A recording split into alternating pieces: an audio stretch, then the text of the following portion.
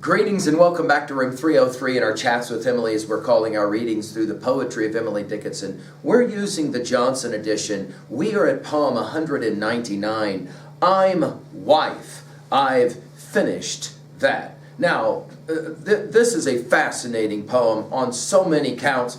When published in 1890 by men, it was titled Apocalypse, which is a remarkable title. We're going to have to ask why it would be called that. It is maybe one of Emily's most controversial poems. How we read this poem will determine just how controversial we deem it to be. However, let's just pay attention to the word choice here and to the spelling and to the capitalization. And notice that the word wife appears twice in this poem. First as lowercase, and then at the end is uppercase with, of course, the exclamation point and all of that. So we're going to want to pay attention to all of that in this poem. Some have argued, guys, that this is one of the more profound feminist statements of feminist literature that will sit with Chopin's Awakening and Gilman's Yellow Wallpaper. We'll have more to say about that in a bit.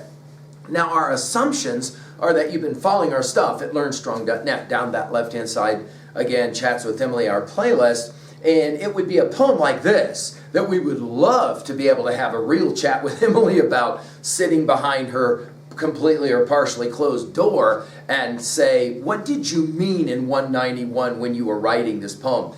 We might find that she would say, I was talking about my life as a poet and about writing poetry. So we'll obviously play that game. Now, I'm hopeful that you've already worked through the introductory set of comments. I'm hopeful that you've already read the preceding 198 poems. We just finished with 198, An Awful Tempest. And if you have been following our stuff at that level, then some of what Emily plays at here will not surprise you at all. This is possibly another master poem. It's possibly another poem for Sam Boyles. Now, in this poem, Emily will imagine that she's married and now a czar, which is going to be bizarre because there's no mention of a male in this poem. There are two anxieties that some scholars say Emily was dealing with often in her life, especially at the time she was writing this. One was the possible love of a husband, and the other was the assurance of some kind of salvation in an afterlife. And in this poem, ironically, they are somewhat combined. Here, we're going to have a self-confident claim to adulthood, to personhood, to professing a certain ability as writer, possibly. And some scholars have seen this as Emily's ontological odyssey. That is to say, she goes to being a wife without a husband, from being a girl living in a girl's life to finally a wife. And some have finally finished that circle by saying, this is Emily's statement of her own intention to be a poet. As she finishes, stop there. We'll enjoy the poem now with a little bit of background finished. I'm wife. I finished that other state. I'm czar. I'm woman now. It's safer so. How odd the girl life looks behind this soft eclipse. I think that earth feels so to folks in heaven now. This being comfort then, that other kind was pain. But why compare? I'm wife. Stop there. Now, when we get to poem 461, she'll say, a wife at daybreak I shall be. And here, the wife that she references is unclear because Emily never married. So to say I'm wife is obviously problematic. And then the dash, and then I finished that. It's almost like T.S. Eliot's line from Wasteland, well, that's done and I'm glad it's over. There's a certain kind of ironic tone here. I finished that. Now, Emily's readers would immediately attach to I finished the John 19:28 through 30 passage where Christ on the cross will say, it is finished. So it's an interesting use of this phrase here. I've finished that. And then she'll come back to it. That other state. Now, it isn't clear what other state she's talking about yet. And how we read this poem will have everything to do with how controversial or challenging we will see this poem. Again, the publishers of this poem initially in 1890 called it Apocalypse for a reason. Notice she'll say it, I'm Czar. Now, you'll remember Czar in 166. We'll see Czar again in 235. It's the only other times it gets used. In other words, Czar as in the one in charge, which is again bizarre because she starts out by saying, I'm wife. I finished that other state. I'm done with being whatever it was I was before. And now I'm Czar. Well, obviously this is problematic for anyone that's going to read this poem, especially close to and during and a little after the time of Emily Dickinson. No.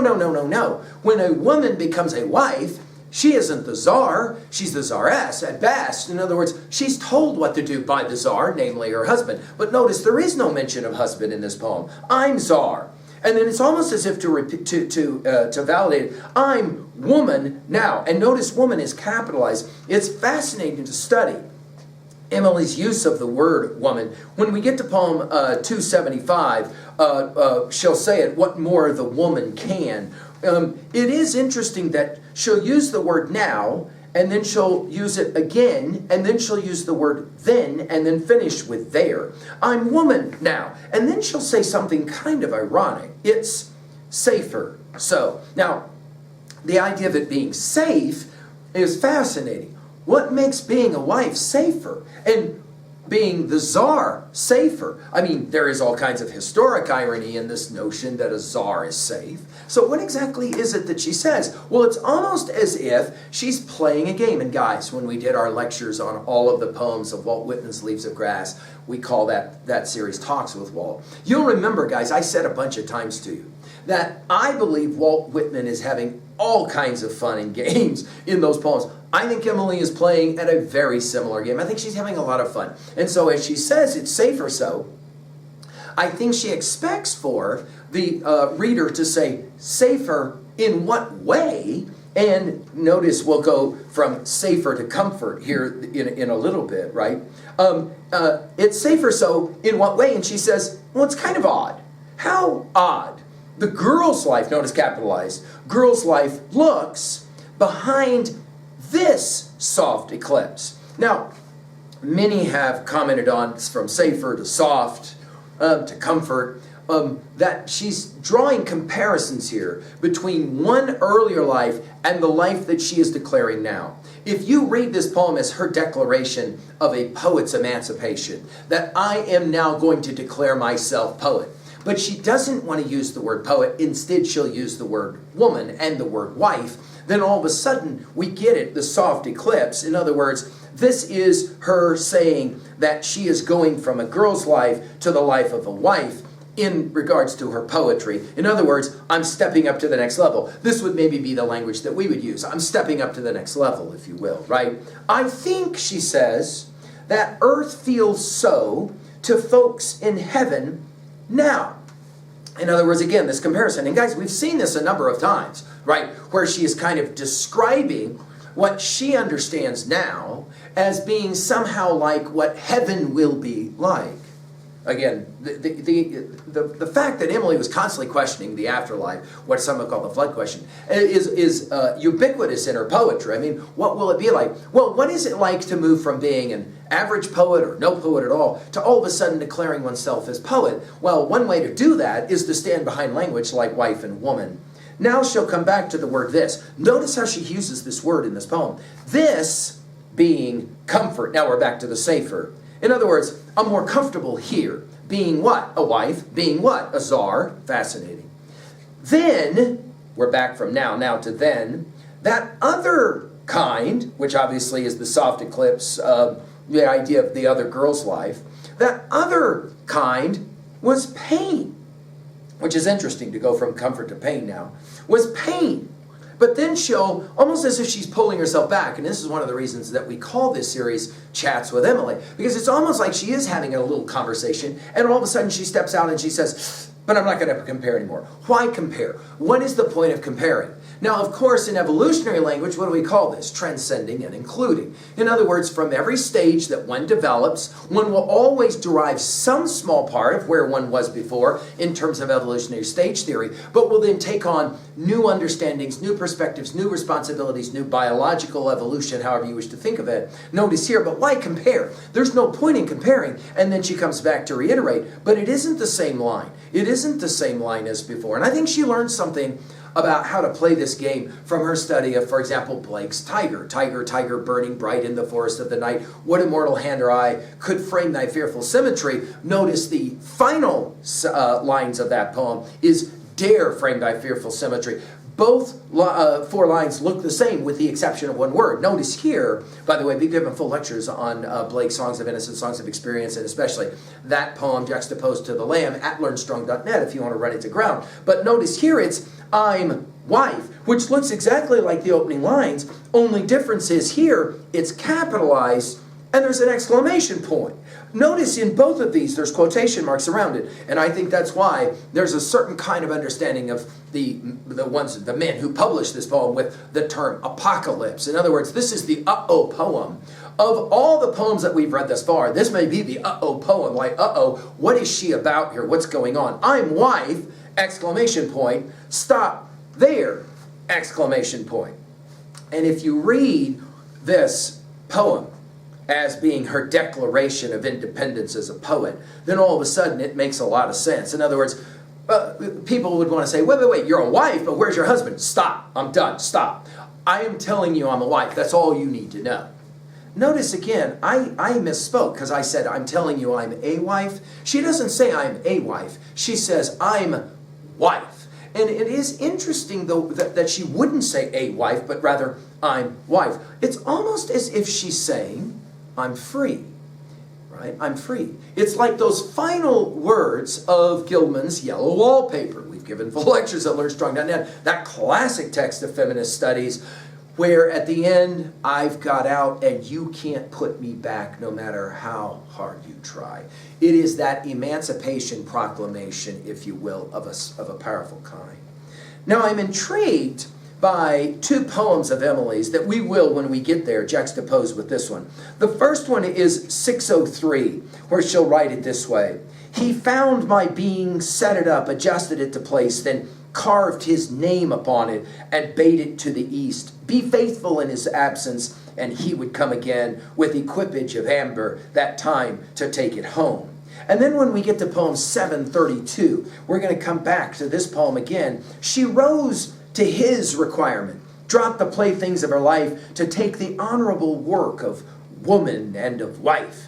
If aught, she missed at her new day of amplitude or awe, or first perspective, or the gold in using, where away. It lay unmentioned as the sea, develop pearl and weed, but only to himself be known, the fathoms they abide. Now, both of those poems, far more traditional in her rendering of mother and womanhood and wife. So we'll play around with that one when we get to those 2 poems. All right, what are we going to say about this poem at 2a? Well, I think one clear message is that independence is enough, right? That is to say, stop there. It's enough to find one's calling is another way to say it, right? It's hard to read this poem as a celebration of being a wife for any number of reasons that we've outlined. But I'm going to leave it to you to see how you guys like to read it. At 2b, well, I love the pairs of end rhymes. Did you notice this? That, state, now, so, looks, eclipse, so, now.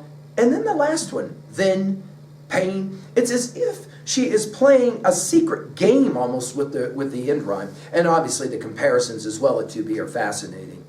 At 3a, I mentioned Chopin's Awakening. I mentioned Gilman's Yellow Wallpaper. Of course, Virginia Woolf's Room of One's Own and Shakespeare's Sister have to come to mind. I'd also like to challenge you to go back to our comments on Tilly Olson's Silences. That classic essay where she makes the argument, no, there have been women artists and writers all the time. It's just that men were the one who owned the publishing houses, and those men obviously silenced those voices. And in that regards, I find Stop There a fascinating way to end this poem. Finally, at 3b, When was a time that you yourself, to use the language of the integralist philosopher Ken Wilber, when was the last time that you did transcend and include? When was the last time that you found yourself declaring your independence over some earlier state of whatever you want to call it, being, ontological being, and you decided, I'm something different now, and that was enough, and you were ready to say, stop there? Well, we're not going to stop, obviously, in terms of our love of Emily and reading more poems. Let's go to 200, shall we? Thank you.